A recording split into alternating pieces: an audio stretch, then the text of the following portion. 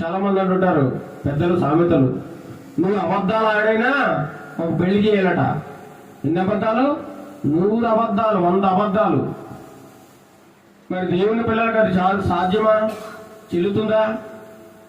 ఒకవేళ నువ్వు ఆ 100 అబద్ధాలు ఆడావు, ఏ ఒక్క అబద్ధమైనా యథార్థమని రుజువు పడితే ఆ కుటుంబ పరిస్థితి ఏమవుతుంది?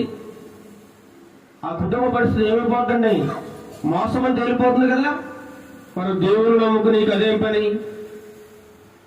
లోకంలోని మాటలు నమ్మి అబద్ధాలతో మోసాలతో చాలా మంది వివాహాలు జరిపించుకుంటా ఉన్నారు, అబద్ధాలు ఆడి. కానీ దేవుని పిల్లలుగా అబద్ధాలు మోసాలు పనికిరావని దైవ గ్రంథం చెబుతా ఉంది. అలాంటి వివాహాలు చాలా మనం చూసినట్లయితే అబద్ధాలతో మోసాలతో జరిగిన వివాహాల్లో